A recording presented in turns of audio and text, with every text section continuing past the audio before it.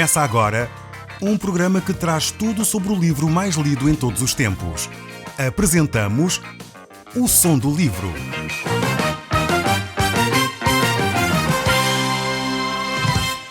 Seja muito bem-vindo. Neste podcast vai encontrar o livro mais conhecido e lido em todo o mundo. Vamos levá-lo numa viagem pela história da humanidade.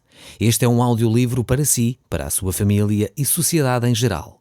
Contextualização e comentários de Paulo Chaveiro. Nós hoje vamos retomar o nosso estudo no capítulo 7 do Evangelho de São João. Nós, no último programa, parámos bem logo no início deste capítulo e nós vamos retomá-lo então. Vamos a partir do verso 1. Se você tem uma Bíblia, eu recomendava que pudesse abrir a sua própria Bíblia e pudesse acompanhar comigo esta leitura que vamos fazer. Então, o Evangelho de São João, capítulo 7, no verso 1, e diz o texto bíblico assim: Depois disto, Jesus passou para a região da Galileia. Não quis ir para a Judeia porque as autoridades judaicas tinham decidido matá-lo. Mas como a festa judaica das tendas se aproximava, os seus irmãos disseram-lhe: Por que não sais daqui e vais até à Judeia, para que os teus discípulos possam ver as maravilhas que fazes? Se alguém quer ser conhecido, não pode fazer as coisas em segredo. Já que fazes coisas como estas, mostra-te ao mundo. A verdade é que nem os seus próprios irmãos acreditavam nele. Jesus então respondeu-lhes: A minha hora ainda não chegou. Para vocês qualquer hora é boa.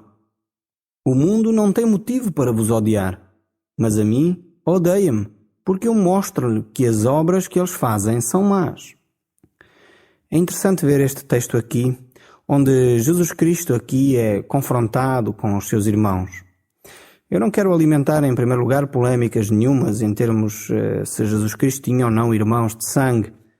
O facto é que a Bíblia diz aqui que sim, que eram os irmãos de Jesus que se aproximaram dele. E eu não quero tecer muitas considerações aqui nesta área, porque eu sei que há divergências sobre este assunto. Mas como eu disse, o facto é que o texto bíblico diz que os irmãos de Jesus se aproximaram dele. E vieram com uma atitude de incredulidade, diz o texto, que eles não acreditavam em Jesus. Estavam a lançar afirmações e perguntas, de forma a que mostrava a incredulidade destes familiares de Jesus Cristo. Jesus, no entanto, não cede às pressões, não cede sequer à ironia ou à incredulidade dos seus irmãos. Jesus tem a sua própria agenda e ela é ditada pelo próprio Pai. Jesus está submisso à vontade do Pai e por isso mesmo ele não cede a estas pressões, não vai atrás das sugestões ou conselhos que os seus irmãos poderiam dar. Eles dizem que, no fundo, não acreditavam muito acerca daquilo que Jesus estava a fazer. E esta é a atitude dos familiares de Jesus. Jesus, no entanto, vai e diz-lhes que eles não são odiados pelo mundo como ele é odiado por causa da atitude e da frontalidade com que Jesus trata os problemas. Jesus não permitia que as pessoas dourassem, digamos assim, os seus erros. Jesus confronta as pessoas com o seu pecado, com os seus erros, e isto não é lá muito bem aceito. Nós não gostamos nada de ser confrontados com os nossos erros. Provavelmente você, nem eu, não achamos assim lá muita graça, muita piada, quando alguém vem ter connosco e aponta as nossas falhas. E Jesus fazia isso. Ele confrontava as pessoas com os seus erros. Talvez até você, quando ouve na própria Bíblia que nós somos pecadores, que nós necessitamos de nos arrepender, talvez você fique incomodado com isso. Sua tendência é talvez desligar o rádio. Não quero ouvir mais isto. Mas na realidade é exatamente esse confronto que Jesus faz que nos pode trazer liberdade. É quando nós reconhecemos quem nós somos, quando nós percebemos exatamente em que estado estamos, que nós podemos então tornar-nos livres. E foi exatamente isso que Jesus fez, e era exatamente isso que Jesus continua a fazer na sua e na minha vida.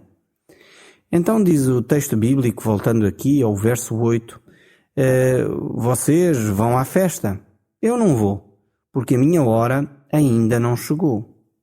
E depois no verso 10 ainda vamos encontrar o seguinte: Entretanto, depois dos seus irmãos terem partido para a festa, ele decidiu ir também, mas sem dar nas vistas. Vemos como Jesus Cristo está consciente da sua agenda. Jesus não cede às pressões dos seus irmãos, mas no momento próprio, na altura certa, ele então desloca-se à cidade. Este versículo aqui é muito importante porque nos mostra que Jesus Cristo não tinha de informar ninguém. Ele não tinha de informar os seus irmãos incrédulos sobre qual era o seu programa. Jesus não era um político, ele não tinha de ganhar adeptos, ele não precisava de fazer uma campanha para ganhar votos a seu favor. Não, Jesus veio para nos salvar, Jesus veio para nos confrontar com aquilo que nós somos. E isso nem sempre é bem aceito. Por isso, como disse Jesus, as pessoas o odiavam, porque ele os confrontava com os seus erros. Continuando no verso 11, diz o texto: durante a festa, as autoridades judaicas andavam à sua procura e perguntavam: onde é que ele está? Falava-se muito dele entre o povo. Uns diziam: é um homem bom. Outros afirmavam: não, ele anda, mas é enganar o povo. E ninguém falava abertamente a respeito dele, porque tinham medo das ameaças das autoridades judaicas. Estas palavras aqui neste texto nos dá a entender qual era a situação em que Jesus se encontrava. Cada pessoa tinha uma opinião diferente acerca de Jesus. Uns diziam que ele era um homem bom. Outros diziam: não, ele anda, mas é enganar o povo. Na realidade, estas opiniões não mudaram muito até hoje. Continua a haver pessoas no nosso meio, amigos com quem convivo, que continuam a dizer: Jesus é um homem bom. E não passa disso para essas pessoas. Para outros, eles dizem: bem, Jesus ele está, mas é a tentar enganar as pessoas. Essas questões das religiões, tantas religiões, mas é para enganar o povo. E as opiniões continuam nesse sentido, infelizmente. É necessário que as pessoas possam experimentar Jesus na sua vida para verificar exatamente quem Jesus é. Talvez você tenha essa opinião: Jesus é um homem bom. Mas eu quero dizer que se Jesus é realmente um homem bom, então aquilo que ele disse tem de ser verdade. E ele disse que ele é o próprio Deus, que ele não era simplesmente um homem bom. Ele é Deus feito homem. Então, se ele é esse homem bom, você tem de crer naquilo que ele ensina. Mas se ele de facto ensinou isso que ensinou e você diz: não, Deus ele não é, então, se calhar aquelas pessoas que dizem que Jesus anda a enganar o povo teriam razão. O facto é que milhares e milhares de pessoas, diria mesmo milhões de pessoas ao redor do mundo, têm confirmado que Jesus não é simplesmente um homem bom e muito menos Jesus anda a enganar. Jesus é o próprio Deus, o Deus feito homem que veio no nosso meio, conviveu conosco, mostrou quem ele era, porque nos amou, para que nós pudéssemos ter vida e vida em abundância, para que nós nos pudéssemos relacionar com Deus, Pai.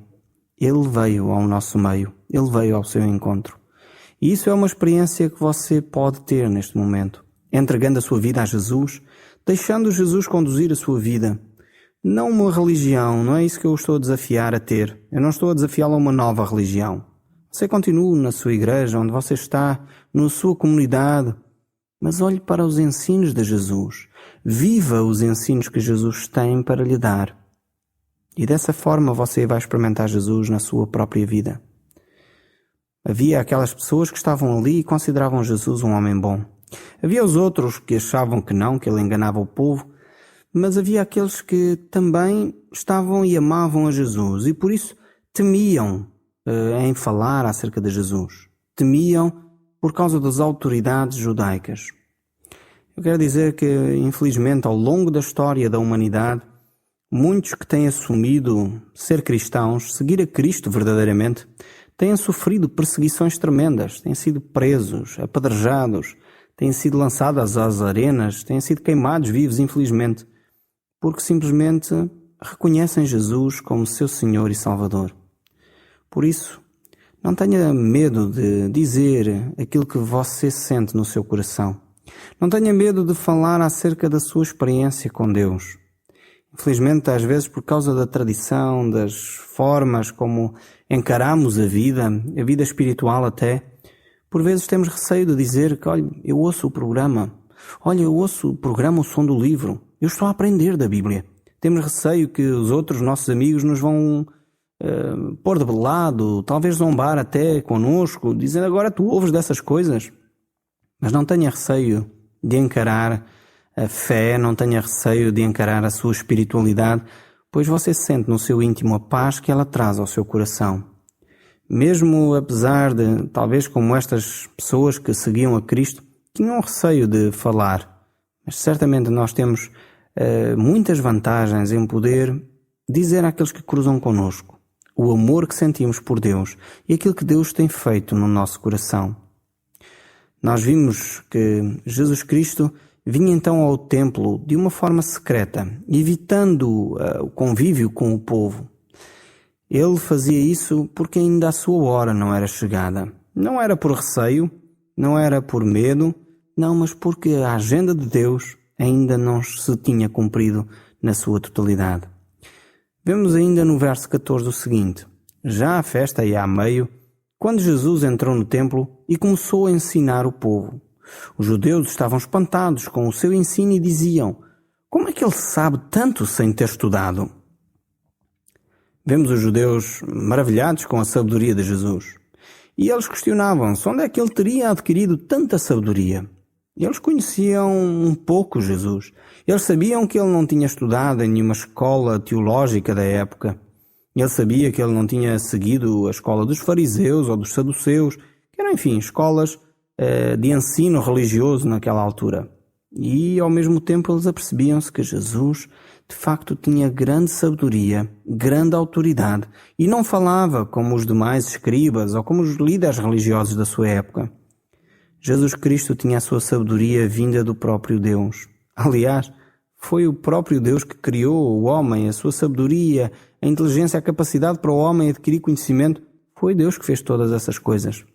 E por isso Jesus falava com toda a autoridade e com toda a sabedoria. E Jesus prossegue.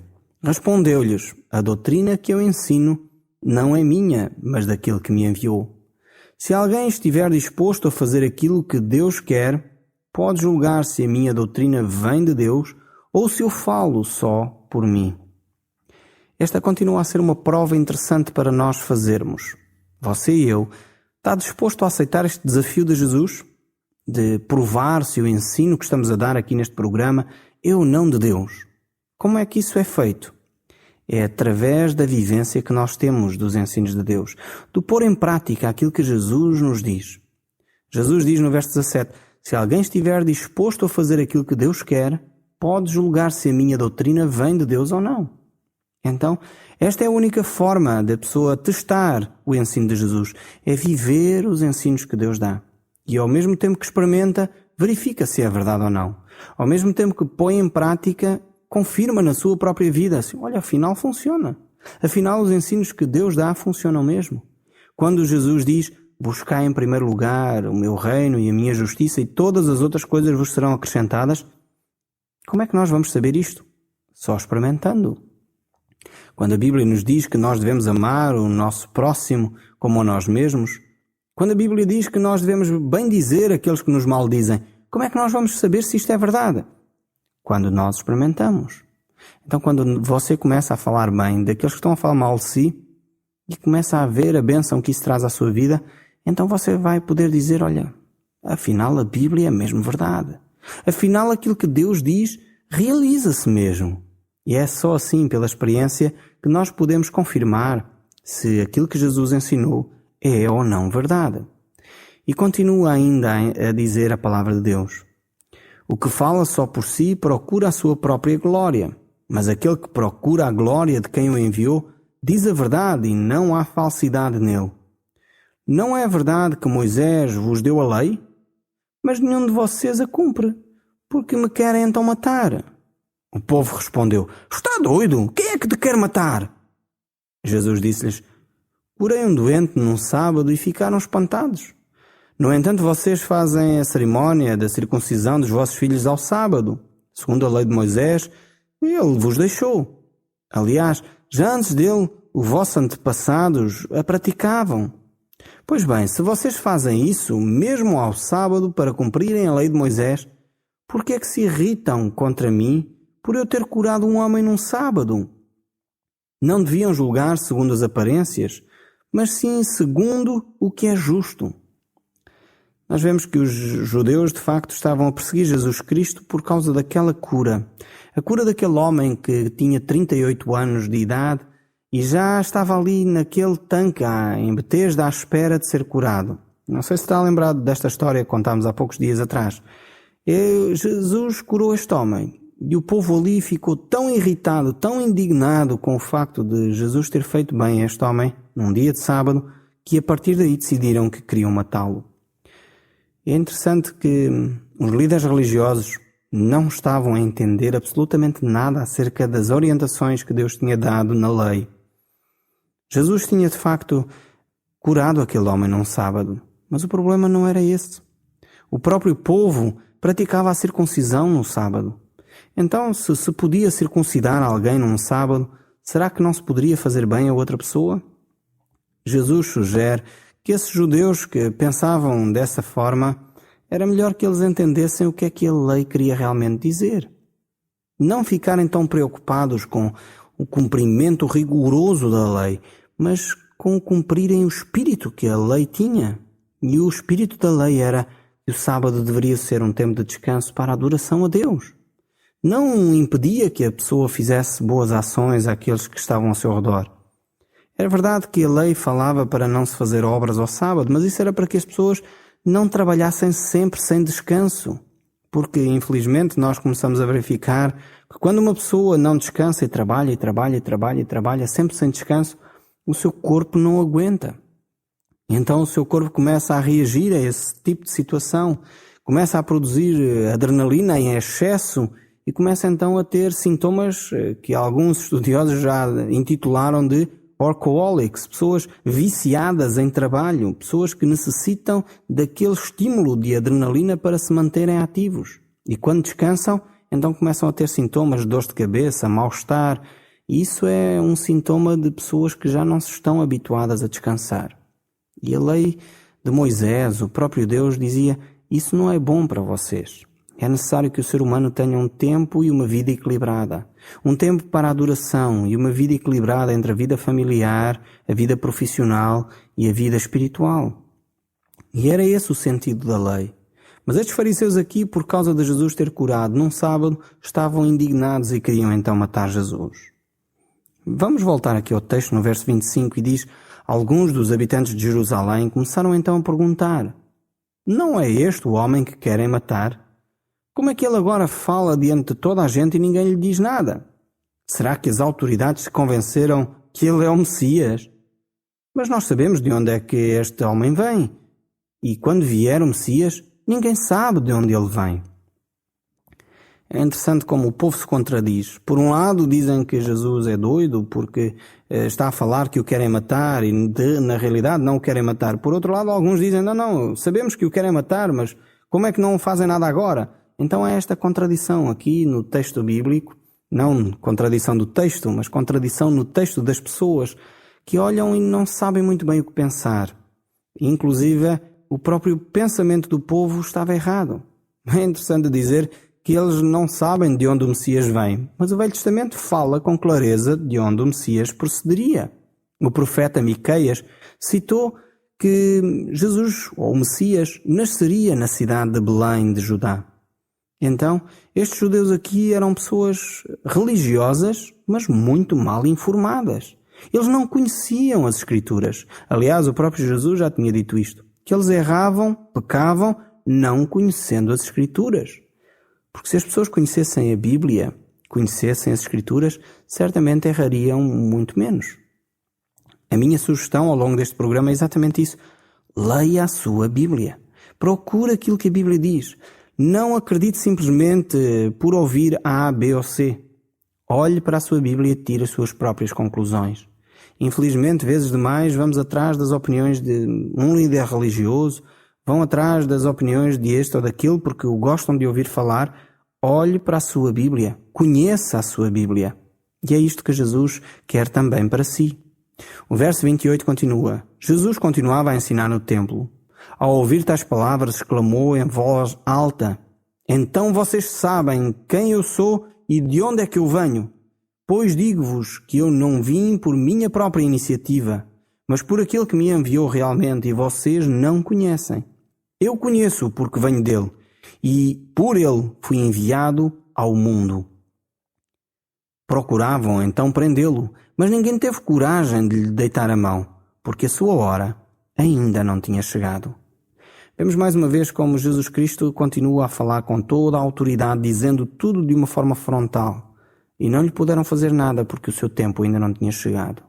No meio de toda aquela gente, diz o verso 31, que o escutava, alguns acreditaram nele e comentavam: porventura, o Messias, quando vier, irá fazer mais milagres do que este tem feito? Chegou aos ouvidos dos fariseus aquilo que o povo dizia acerca de Jesus. Então os chefes dos sacerdotes e os fariseus deram ordens a alguns guardas do templo para ir prendê-lo. Entretanto, Jesus continuava a dizer: ainda ficarei convosco algum tempo. Depois vou ter com aquele que me enviou. Nessa altura, vocês hão de procurar-me, mas não hão de encontrar, porque não podem ir para onde eu vou. Os judeus começaram a perguntar uns aos outros: mas para onde vai ele, já que não podemos encontrar? Será que vai com os imigrantes judeus que vivem em países gregos para ensinar aos gregos? O que quer dizer com estas palavras? Vocês hão de procurar-me, mas não hão de encontrar-me, porque para onde eu vou, vocês não podem ir. No último dia, que era o mais importante da festa, Jesus, de pé, disse em alta voz: se alguém tem sede, venha ter comigo e eu lhe darei de beber. Vemos que o povo estava baralhado com o ensino de Jesus. Mas Jesus continua a ser a resposta para as perguntas das pessoas. Jesus continua a ser a água para matar a sede daqueles que se aproximam dele. No próximo programa, nós continuaremos a ver os ensinos e a vida de Jesus. O Som do Livro, uma produção da Rádio Transmundial de Portugal.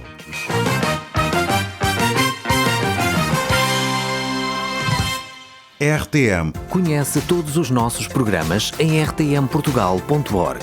Uma produção da Rádio Transmundial de Portugal.